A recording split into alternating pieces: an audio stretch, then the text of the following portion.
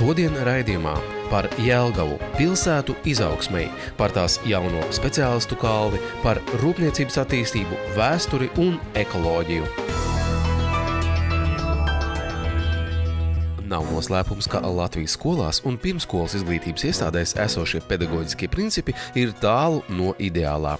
Protams, ir iespēja pašiem kļūdu un secinājumu ceļā nonākt pie patiesības, bet vienkāršāk tomēr un efektīvāk ir paņemt pieredzi no citām valstīm. Pie šāda secinājuma nonāca arī Zemgales reģiona kompetenču attīstības centrs. Man bija tāda ļoti veiksmīga iespēja sadarbībā ar Metāla apstrādes mašīnbūves asociāciju un izglītības ministriju piedalīties tādā pieredzes apmaiņas braucienā uz Vāciju, kur mēs iepazināmies ar profesionālās izglītības sistēmu.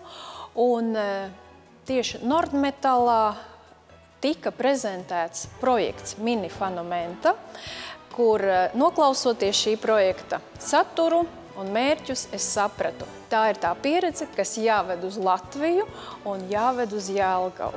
22. un 23. augustā Zemgales reģiona kompetenču attīstības centrā notika seminārs, kas 20 skolotājiem no pilsētas un novadu skolām deva iespēju iepazīties ar Vācijas profesora Luca Fīzera izstrādāto īpašo metodiku, kas palīdz celt skolēnu interesi par eksaktajām zinātnēm. Jāveicina ir mūsu bērnu attīstība, un attīstība nevis kā vienkārša patērētāju sabiedrības locekļa, bet kā cilvēka, kurš pats ir gatavs darboties, pats ir gatavs izzināt.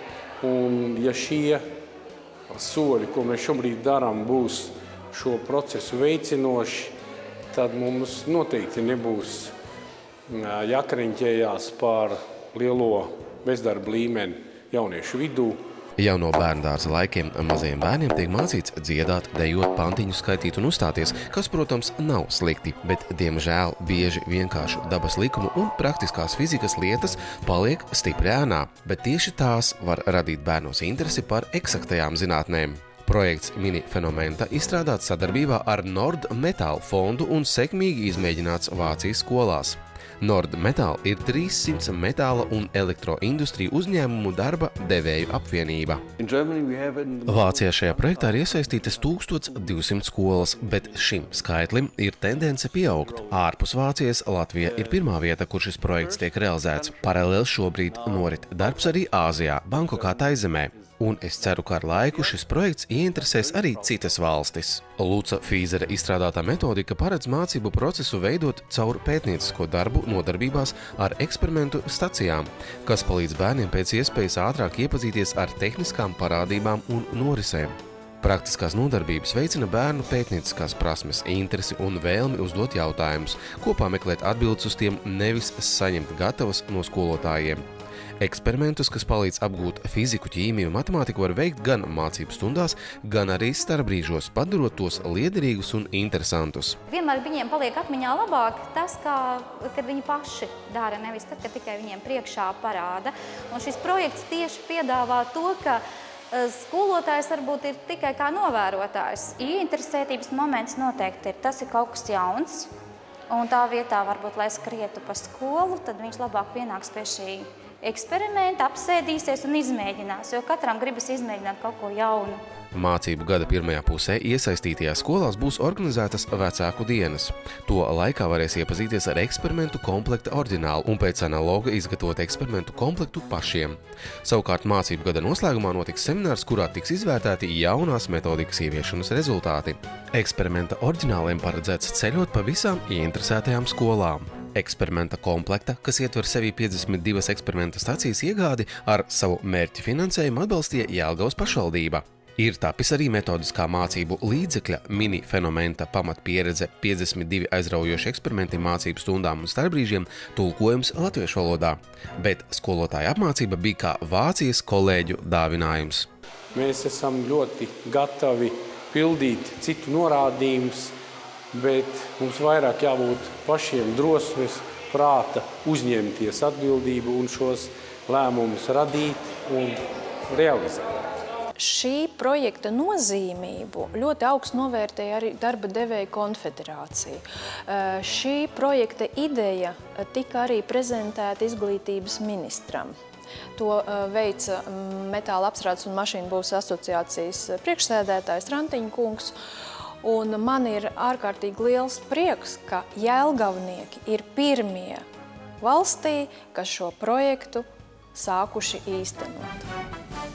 Iespējams, drīzumā jelgavnieki varēs lepoties ar vēl kādu grandiozu projektu – jaunas vagonu rūpnīcas būvi, ko šeit veiks Krievijas rūpniecības gigants Ural Vagonu Zavod. Es šonedēļ tikos ar Ural Vagonu Zavodu ģenerāla direktoru. Mēs šīs lietas pārunājām. Es gūju pārliecību, ka viņiem šī ideja ir un ka viņi tiešām grib to. Tātad es domāju, ka šis projekts varētu tikt realizēts. Es nezinu, kāpēc tos apstākļus, kāpēc viņš varētu netikt realizēts, teiksim tā. Jelgava ir ļoti nozīmīgs dzelzceļa krustpunkts, teiksim. Caur Jelgavas staciju iziet ļoti daudz kravas, ja? Tātad Jelgava ir šī šķirtne, kur sadalās ceļi uz divām mūsu lielajām ostām, uz Ventspili un uz Liepāju. Tāpatās arī šeit tāda kravas uz Rīgu iet caur Jelgavu. Tā kā tādā ziņā, protams, Jelgava ir ļoti pazīstama ar dzelzceļu. Un tas, ka šī rūpnīca būs Jelgavā, ja, tas būs, protams, liels nopelns. Par to būtu jāpriecājies pašiem jelgavniekiem. Jelgavā ļoti daudz tiek domāts par uzņēmēju darbības attīstību un tieši domāts ilglaicīgumā. Jau skolās un bērndārzos tiek strādāts pie tā, lai izaugtu savas pilsētas patrioti, strādnieki, speciālisti, uzņēmēji un zinātnieki. Tieši tāpēc loģiska un būtiska ir jaunā iecerē par vagonu būves rūpnīcu. Tas vēl vairāk nostiprinātu domu, ka Jelgavas nākotne ir metāla apstrādes un mašīnu būvs rūpniecības attīstībā. Pirmkārt, ja iegūms būtu Latvijai. Tātad tā būtu jauna ražotne. Mums nemaz nav tik daudz šo ražotņu. Ja? Tātad mēs neesam spēcīgs savas produkcijas, saražotās produkcijas eksportētāji. Un ja Latvijā būtu šāda ražotne, mēs būtu tikai priecīgi. Tās būtu jaunas darba vietas, jauni nodokļi. Tas tikai spēcinātu mūsu ekonomiku. Arī dzelzceļam tas būtu pozitīvi. Jo patreiz mēs šos vagonus iepērkam, galvenokārt Ukrainā, tad mēs viņus jau varētu nopirkt uz vietas. Pirmkārt, un otrkārt, protams, ka ražotājs viņš respektētu arī mūsu vēlmes, ja, un līdz ar to arī mēs varētu elastīgāk izdarīt savus pasūtījumus. Par jaunās vagonbūves rūpnīcas produkciju interese būtu noteikti starptautiskā mērogā. Šo vagonu trūkums ir izteikts, un ir vagonu deficīts, un vagonus iepērk cītīgi. Mēs varbūt mazāk, bet Krievija ļoti. Tāpat tās arī Kazahi un Baltkrievi un Ukraiņi. Tā kā es domāju, ka šai produkcijai viņi tiktu izpirkt 100%. Cik vagoni tik saražot, tik arī tiktu izpirkt. Pasaulē pazīst nevienu gadījumu, kad veicot kādus būvniecības darbus, atklājas unikāli vēstures pieminekļi. Un katrā no šiem gadījumiem jāpateicas būvdarbu veicējiem, kas nevis vienkārši kašāja zemi, bet veica savu darbu ar pietāti pret konkrēto vietu. Ar tieši šādu attieksmi kompānija IGATE patreiz strādā Jelgavā Lielajā ielā, kur arheoloģisko uzraudzību veic Andris Tomašūns. Šajā rakšanas procesā atsedzās tā Jelgavas daļa, kas ir zem zemes un ko ir pazaudējis pilsēta 1944. gada jūlija augusta sākumā, kad pilsēta nodega. Ko pēc tam palīdzēja nopostīt tālāk pēckara būvniecība, kas ir izmainījusi Jelgavas izskatu un tā skaitā arī ielu plānojumu. Piemēram, šajā Lielajā ielā viens no uzdevumiem, kāpēc es pieskatu arī viņi ir, un ko gribu noskaidrot, kur tad ir bijis vecā Lielā iela, ja? Kādas vēl te ir ielas bijis, kurā vietā mājas, un tās atsedzās šobrīd, un mēs viņus mēram, zīmējam plānā iekšā, lai vismaz zinātu, lai nākotnē kāds, kurš rakstīs par Jelgavas tirgus laukumu vēsturi, nezīmētu kaut kādas izdomātas schēmas, bet varētu atsaukties jau uz mūsu pētījumiem. Protams, tur, kur notiek rakšana ar lielo ekskavātoru, tur neko atrast parasti nevar. Kaut gan gods un slava šiem cilvēkiem, kas strādā uz ekskavātoru, viņi zina, ka mazliet ir jāpakrata, tā kā mela zeme parādās, varbūt, ka tur kaut kas krīt ārā. Visas atrastās senlietas nonāks Jelgavas muzejā. Protams, viens ir tā uzraudzība, ka te pakaļ ekskavātoram skaties, kurā vietā viņš ko rok tajā brīdī. Otrs ir, mēs esam vienojušies, ka šodien nedaudz var nodarboties arī ar arheoloģiju. Te, kur jūs jauniešus redzat, tie visi ir brīvprātīgie, viņi algu nesaņem, izmanto iespēju, ka var Jelgavā bišķi parušināties tā kā arheologs. Viņiem nāk šis tas ārā interesants, sākot ar monētiņām, un, protams, ir čaulīts, un jūs te redzējāt arī visādas kara laika mantas. Brīvprātīgi var pieteikties visu laiku, un visērtāk to ir izdarīt portālā www.draugiem.lv, sameklējot Andri Tomašūnu, kura profilā var ieraudzīt arī foto ieskatu, kā tad norisinās izpēte. Rokot šeit un redzot, kā atcedās šie pagrabi, un zinot, ka viņi tiks aizbērti ciet atkal, un neviens neredzēs vairs to, kas tur ir zem zemes, tā kā te asfaltu uzliks un zālīti sasteiz un koki atkal augsts. Tāpēc šo svētdienu, kas tagad būs jau otrā reize, kad mēs piedāvājam sadarbībā ar Torni, tas ir turisma informācijas centru. Var nākt cilvēki svētdien, 1:00, sāksies ekskursija, mēs 2 stundas iesim par izrakumu laukumiem un pie viena pastīsimies, kas kur redzams šobrīd. Nu, parādīšu ar vecās bildes, lai būtu priekšstats, kā te bija, kā tagad ir, un tad šiem cilvēkiem pašiem būs iespēja arī fotografēt. Un tad viņi varēs nākotnē rādīt, ka es te biju, tā kā es redzēju to, ko tagad vairs neredz. Ja? Tā kā interesanti, pagājušo reizi bija kaut kur, es domāju, kā 200 cilvēki bija.